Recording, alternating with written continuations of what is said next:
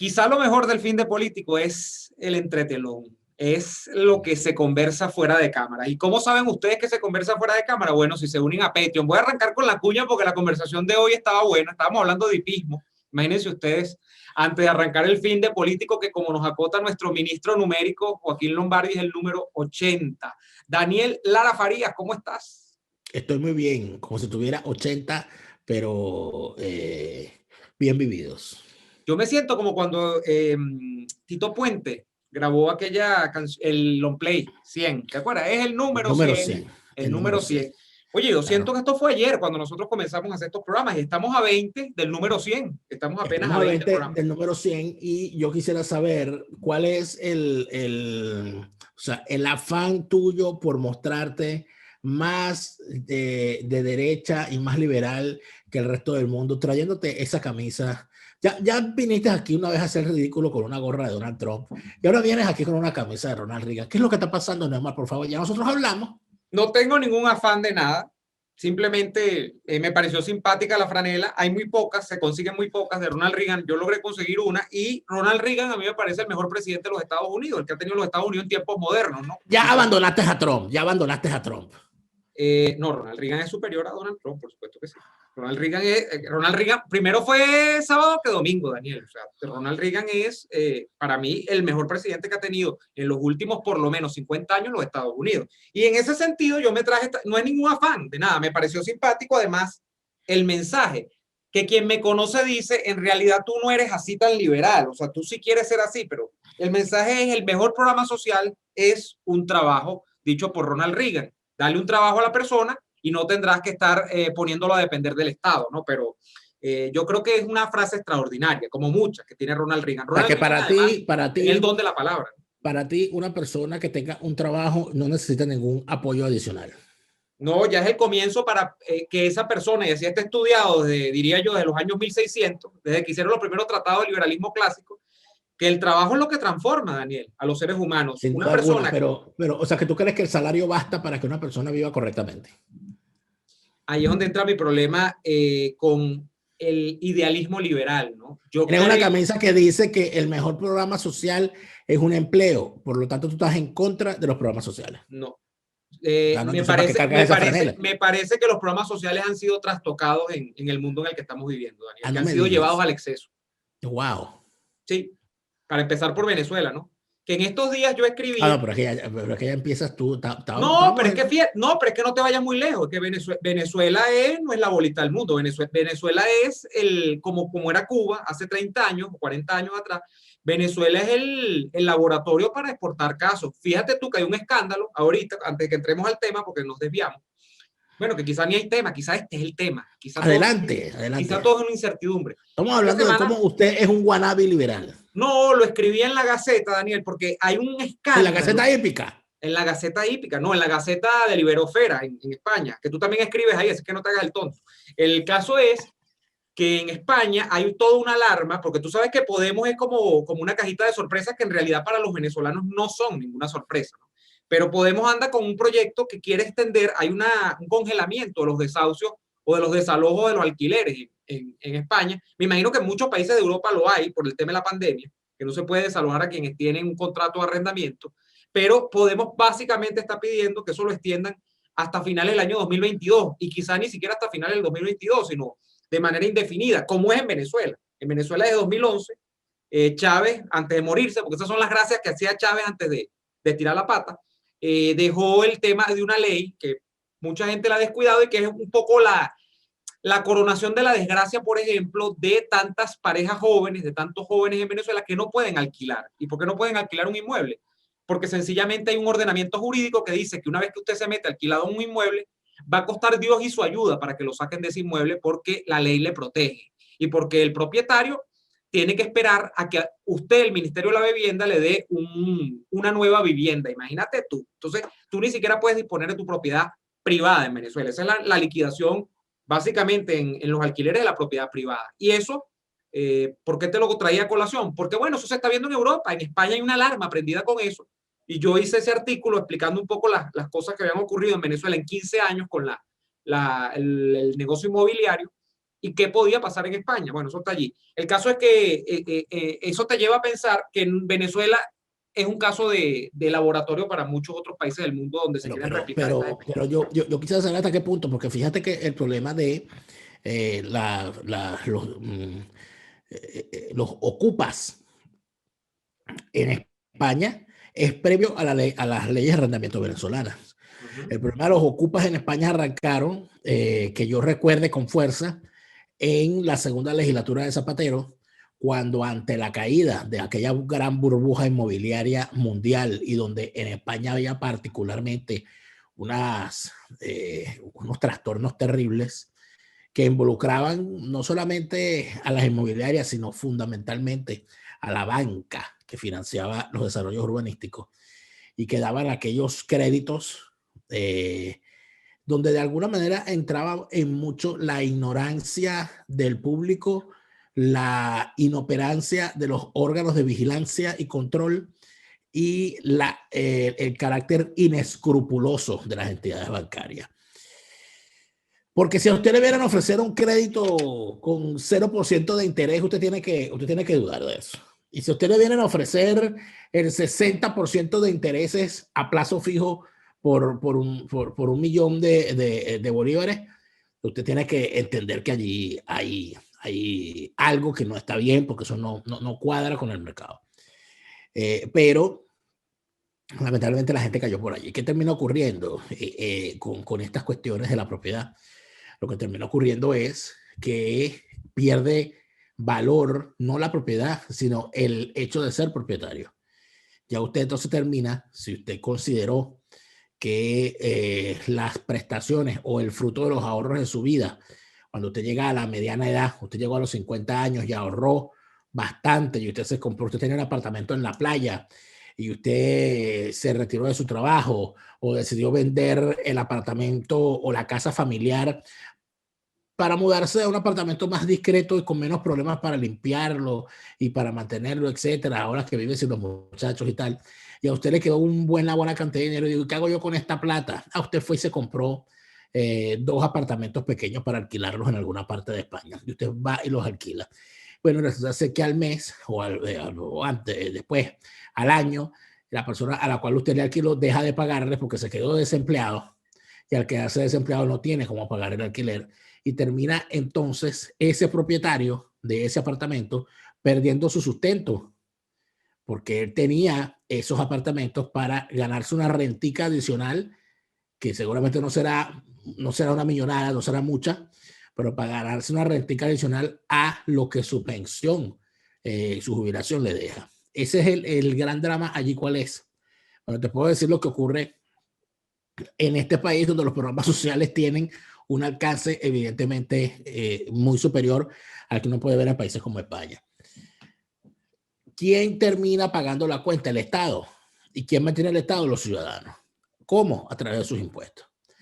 ¿Qué te hace el Estado alemán en un caso como ese?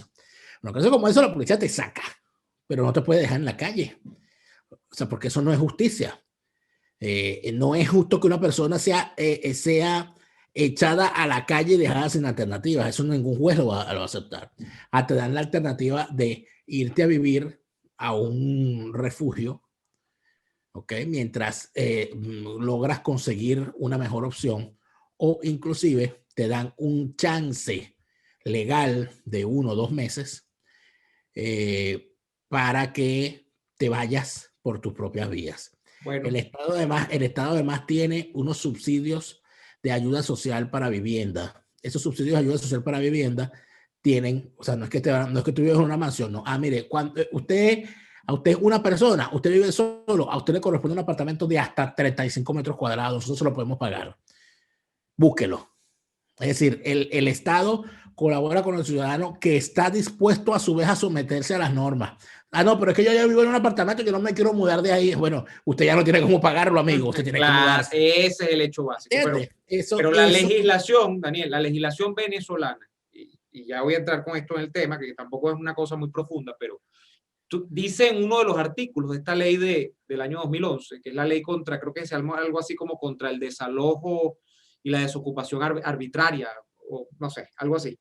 esa legislación prevé que a usted no se le puede sacar del inmueble donde usted está arrendado hasta que el Ministerio de la Vivienda y Hábitat no estipule o no consiga para usted una nueva vivienda. De manera que si el ministerio, los ministerios como trabajan en Venezuela tan eficientemente, dura 4, 5, 6 años consiguiéndole una vivienda porque se pusieron a tope las misiones vivienda, porque no hay dónde colocarlo a usted, dónde darle una facilidad habitacional, usted se queda ocupando esa vivienda ilegítimamente, porque eso no es suyo. La verdad es que toda persona puede tener en este siglo en el que estamos viviendo, en el 21, ya con el desarrollo de los derechos humanos intrínsecos a la persona y todo lo demás, el perfecto derecho, sí, de tener una vivienda, pero ¿cómo usted pretende usurpar y usufructuar la propiedad privada de otra persona que con esfuerzo compró algo porque usted tiene un mero derecho? O sea, porque usted es persona, usted usurpa los derechos de otra persona que hizo un esfuerzo mayor a usted en un momento determinado de su vida, hizo un sacrificio y logró comprarse una vivienda para ponerla en alquiler. A mí no me parece. Entonces, bueno, sobre eso estaba hablando. Mira, quiero hacer un comentario, que no va a ser muy largo, y quiero tu opinión sobre una cosa que para mí ya nos grita en la cara, y es que mientras esta semana nos enterábamos a comienzos, mitad de la semana, del expediente de los 16 niños de Trinidad y Tobago, que fueron deportados ni siquiera por un tribunal, porque no les dieron chance de comparecer en cortes, sino que los agarró una especie de patrulla migratoria y los pusieron como unos perros en la calle, porque bueno, aplicando la política histórica de la isla de Trinidad y Tobago con respecto a la inmigración ilegal y sobre todo venezolana en la isla, y luego volvieron. Mientras eso pasaba, Maduro celebró su cumpleaños, pero no contento con eso, Globovisión mostró esta semana un debate donde comparecieron como moderador Kiko Bautista, como expositores por el lado del régimen, que en realidad son los 4, porque eran 4 expositores, supuestamente 2 y 2, pero por los del PSUV fueron Silvia Flores, que estaba perdida, Iris Varela, la que era hasta hace nada ministra de Asuntos Penitenciarios, y por la oposición Pele Lojo, el pastor Bertucci, que lo mandaron a santificar a Bernabé Gutiérrez, que fue también a debatir. Primera vez que yo veo a Bernabé Gutiérrez debatiendo algo, porque me estoy enterando de que Bernabé Gutiérrez es candidato a diputado, ¿no? Me imagino que por el Amazonas. Bueno, mientras todo esto pasaba, Daniel, todavía yo veo que mientras ocurren cosas como las de Trinidad, aquí se monta todavía el tema de la elección y de que hay una elección y entonces un clima electoral, de lo que hablamos más o menos la semana pasada. Y tú dices, bueno, no, esos son los famosos alacranes y el cuento de los alacranes. No, tú te vas para el otro lado, para la supuesta oposición real, la que le secuestraron los partidos y todo lo demás. ¿Y de qué te hablan?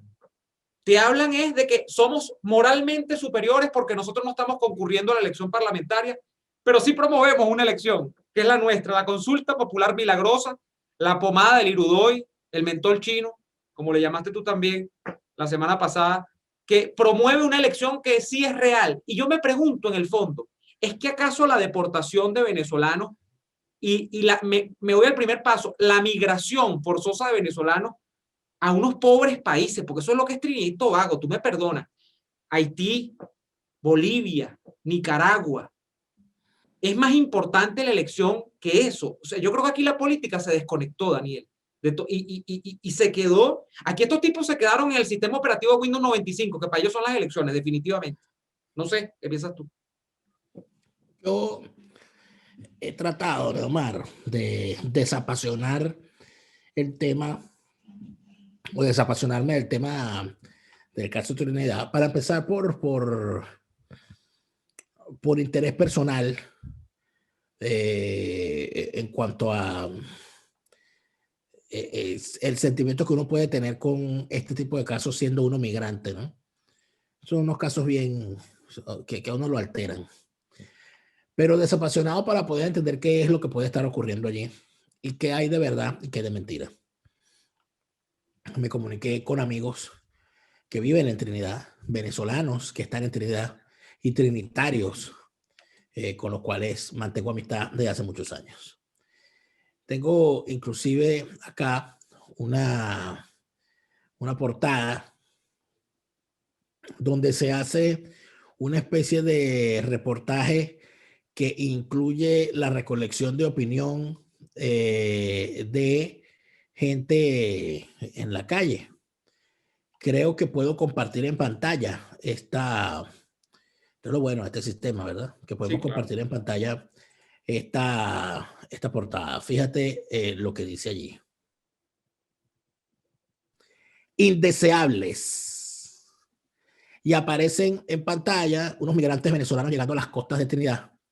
Y dice, joven dice que todos los ilegales, los inmigrantes ilegales deben ser deportados, deben ser procesados. Y se ve en la foto a dos hombres de edad también jóvenes, cargando a cuestas con sus hijos, con su bebé en brazos. Y el titular es indeseables, es lo que se dice de esto. En este reportaje se habla de todo lo que significa la situación, y la declaración pertenece a el ministro de Seguridad Nacional, Stuart Young. Es Stuart Young, el ministro de Seguridad Nacional de Trinidad, quien llama a estos migrantes como indeseables. Es decir, hay una retórica en el actual gobierno trinitario que por alguna razón quisiéramos saber se está desarrollando. Normalmente los demagogos hacen esto cuando quieren ocultar algo de su política interna. Empiezan, tú lo sabes muy bien, porque esto lo hemos estudiado y lo hemos visto. El reportaje, te lo voy a mandar, Neymar, está completo en inglés, de la prensa trinitaria, del Newsday del pasado 25 de noviembre. Esto está muy fresco. Y hay un reportaje más adelante donde te habla del caso de los niños. Y allí te indica que ha regresado de nuevo a la custodia policial. Pero en la información que aquí se maneja, no se habla de 16 niños, se habla de 29 personas, entre las cuales había 16 menores de edad, que es distinto a la información que nosotros nos dijeron en principio, porque lo que nos dijeron es que habían sido deportados 16 niños desamparados.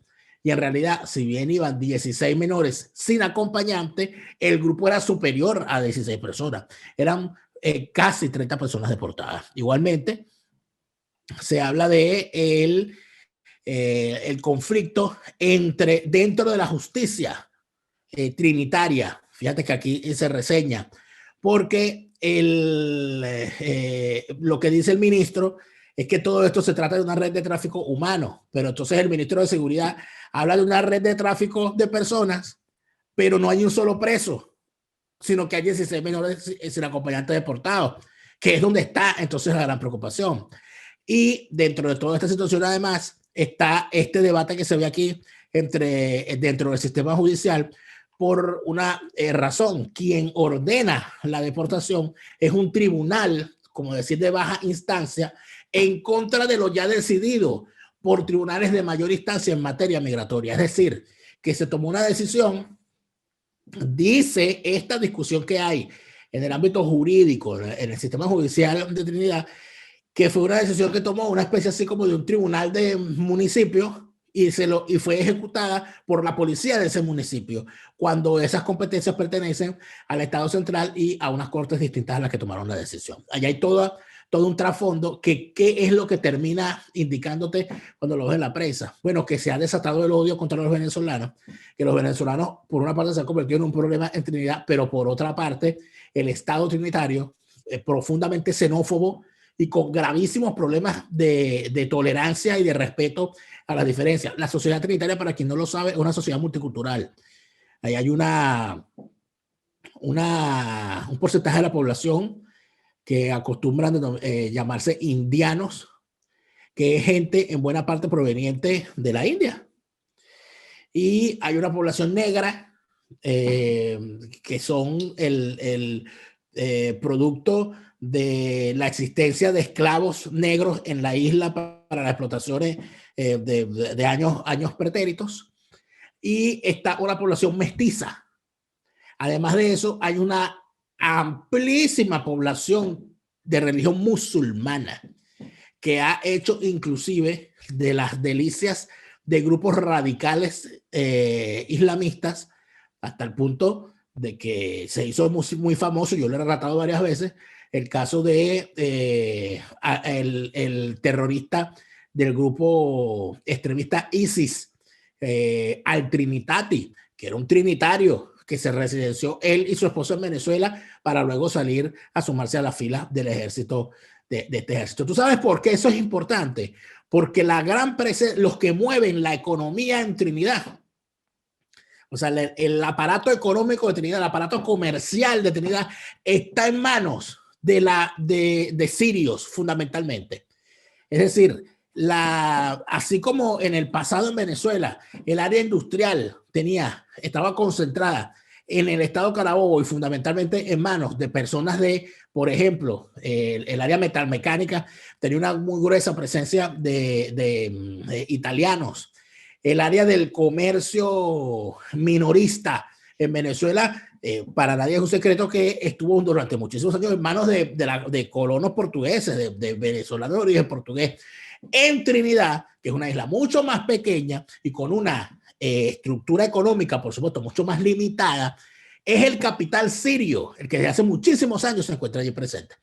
¿Qué termina ocurriendo entonces? Que uno no se explica cómo una gente que, siendo sirios y habiendo vivido todo lo que han vivido en su país, estén agitando la opinión pública de la forma que la están agitando en contra de los migrantes venezolanos.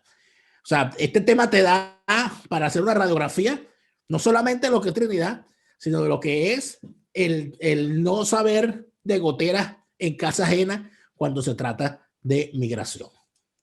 Pero además te pone sobre el relieve el hecho de que definitivamente la migración venezolana para Trinidad es apenas un problema, pero para la región es un gran problema. Y entonces, aquí es donde se destapa el lado feo de la historia, ¿no? Que es que efectivamente la migración es de tal cuantía, es de tal problemática para las economías de estos países de América, que no son como las economías de los Estados Unidos, que no pueden absorber esa demanda, por cierto, hablando de programas sociales, hablando de servicios públicos, hablando de fuentes de trabajo, hablando de una cantidad de cosas que no las pueden absorber. Hay países que no pueden absorberlas. Ahora, yo no creo que Trinidad no pueda absorber una pequeña migración venezolana, lo que pasa es que hay unas razones, como tú bien has explicado, que son razones además de xenofobia histórica, ¿no? Y una tirante relación con Trinidad desde hace mucho tiempo. Pero yo lo que me voy es a lo esencial, Daniel.